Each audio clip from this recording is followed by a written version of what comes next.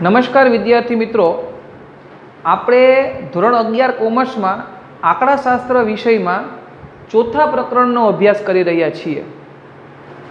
ચોથા પ્રકરણમાં આપણે અત્યાર સુધીમાં વિસ્તાર અને વિસ્તારાંક, ચતુર્થક વિચલન અને ચતુર્થક વિચલનાંક બે વસ્તુ આપણે ભણ્યા છીએ.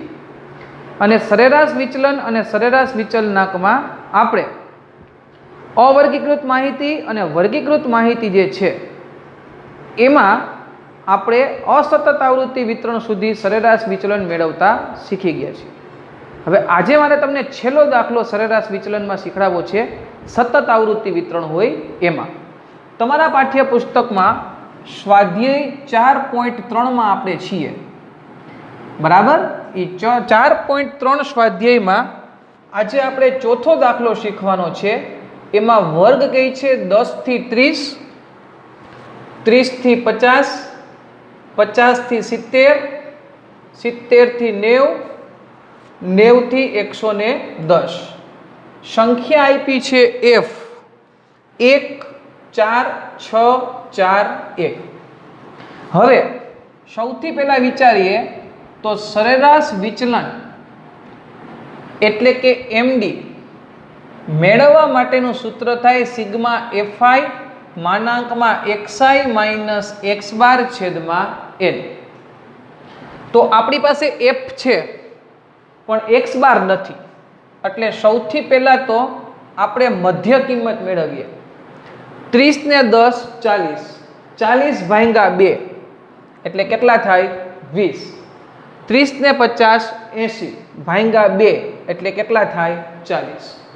સમાન વર્ગ લંબાઈ છે, 20 20 ઉમેરતા જાઓ, 60 80 100. કારણ કે વર્ગ લંબાઈ કેવી છે, સમાન છે. હવે કોલમ બનાવીએ fx એટલે આ બેયનો ગુણાકાર. 20 એકુ 20, 40 ગુણ્યા 4 એટલે 160, 60 ગુણ્યા 6 360, 80 ગુણ્યા 4 320, 100 ગુણ્યા 1 એટલે 100 એકુ 100. સરવાળો કરીએ 0 0 0 0 0. 6 ને 2 8 ને 6 14 ને 2 16 નો છગડો, 1 ને 1 2 ને 3 5 ને 3 8 ને 1 9, 960. આને કહેવાય સિગ્મા fx. અહીંયા આવૃત્તિઓનો સરવાળો કરીશું, એને કહીશું n. 4 ને 1 5 ને 6 9 ને 4 13, 6 11 ને 15 ને 1 16, 4 ને 1 5 ને 6 11 4 15 ને 1 16.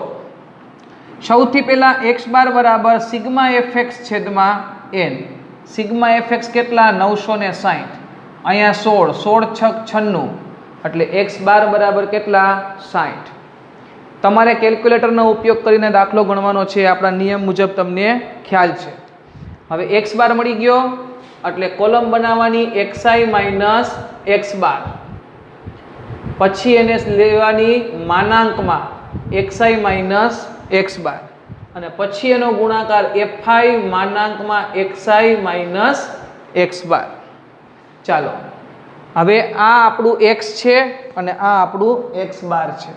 20 માંથી 60 જાય માઇનસ 40, 40 માંથી 60 જાય માઇનસ 20, 60 માંથી 60 જાય લાડુ, 80 માંથી 60 જાય 20 અને 100 માંથી 60 જાય 40. હવે આને શેમાં લખી નાખવાના, માનાંકમાં.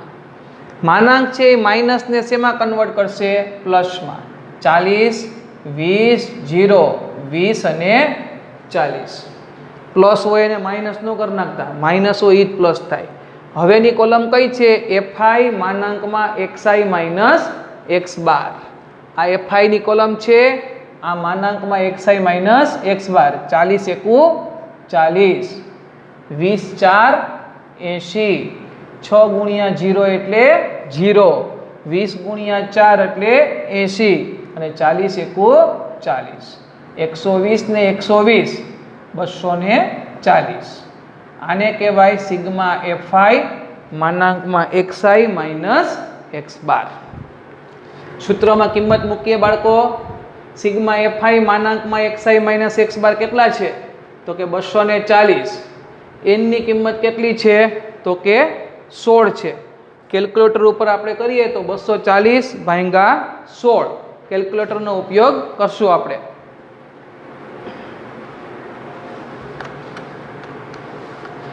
$240 ભાગ્યા 16 એટલે કેટલા મળશે 15. એ આપણા માટે સરેરાશ વિચલન એટલે કે એમડી ની કિંમત થશે.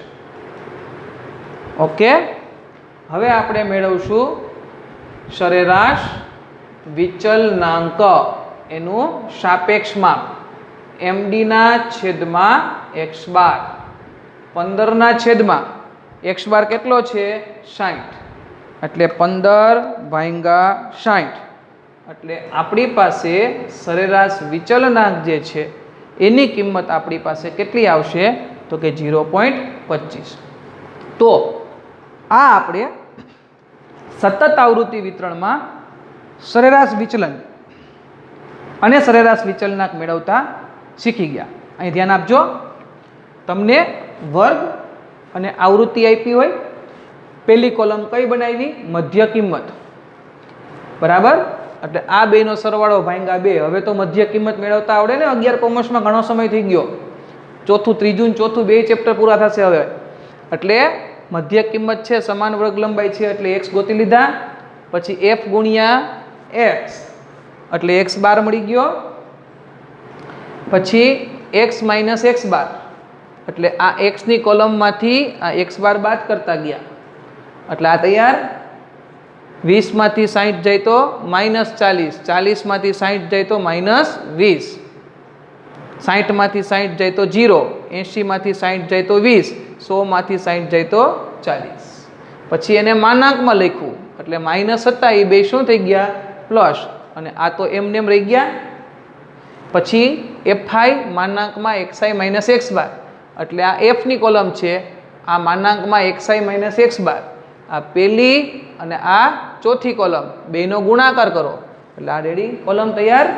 પછી સૂત્રમાં કિંમત મૂકો એટલે સરેરાશ વિચલન અને સરેરાશ વિચલનાંક છે એ કમ્પ્લીટ પૂરું થઈ જાય.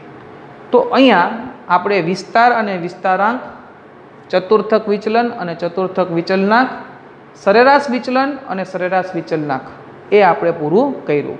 તમારે સ્વાધ્યાયમાં આપેલા દાખલાઓ ગોતી અને એમાંથી આ મેથડના દાખલાઓ ગણવાના છે, બરાબર. હવે પછીના નેક્સ્ટ લેક્ચરમાં આપણે નવો મુદ્દો પ્રમાણિત વિચલન, જે તમને 12મા ધોરણમાં પણ ખૂબ કામ લાગે છે, એનો આપણે અભ્યાસ કરીશું. ત્યાં સુધી આવજો.